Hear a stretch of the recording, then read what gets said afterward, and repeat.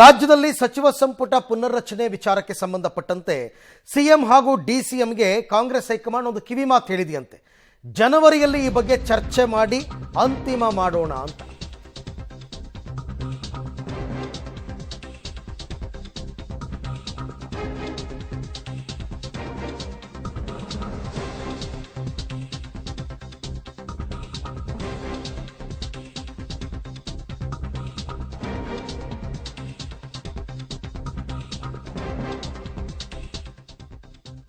ಸಚಿವರ progress card ನೋಡಿ ಆಮೇಲೆ ನಾವು ನಿರ್ಧಾರ ಮಾಡ್ತೀವಿ ಅಂತ ಹೈಕಮಾಂಡ್ ಈಗಾಗಲೇ ಸಿಎಂ ಡಿಸಿಎಂಗೆ ಹೇಳಿದೆ.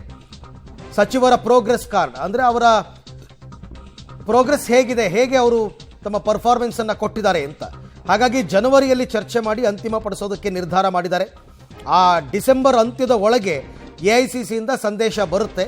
ಆ ನಂತರವಷ್ಟೇ ಸಚಿವ ಸಂಪುಟ ಪುನರ್ರಚನೆ ಬಗ್ಗೆ ನಿರ್ಧಾರವನ್ನು ಮಾಡಲಾಗುತ್ತೆ. ಈಗ ಚಳಿಗಾಲದ ಅಧಿವೇಶನ 9ನೇ ತಾರೀಕಿಂದ ಏನು ಆರಂಭ ಆಗ್ತಾ ಇದೆ, ಅಷ್ಟರ ಒಳಗೆ ಒಂದು ನಿರ್ಧಾರಕ್ಕೆ ಬಂದುಬಿಡ್ತಾರೆ ಅಂತ ಮಾತುಗಳು ಕೇಳಿ ಬರ್ತಾ ಇತ್ತು. ಆದರೆ ಈ ಸರ್ತಿ ಹಾಗಾಗಿಲ್ಲ. ಮುಖ್ಯಮಂತ್ರಿಗಳು ಉಪಮುಖ್ಯಮಂತ್ರಿಗಳೆಲ್ಲರೂ ಕೂಡ ದೆಹಲಿಯಲ್ಲೇ ಬೀಡುಬಿಟ್ಟಿದ್ದಾರೆ.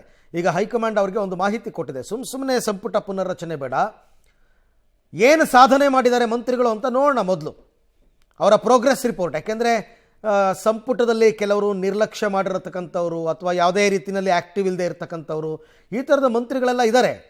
ಅಂಥವ್ರನ್ನ ತೆಗೆದು ಹೊಸಬರಿಗೆ ಅವಕಾಶ ಕೊಡೋಣ. ಆದರೆ ಅದಕ್ಕೆ ಜನವರಿನಲ್ಲಿ ಮಾಡೋಣ ಆ ವಿಚಾರವಾಗಿ.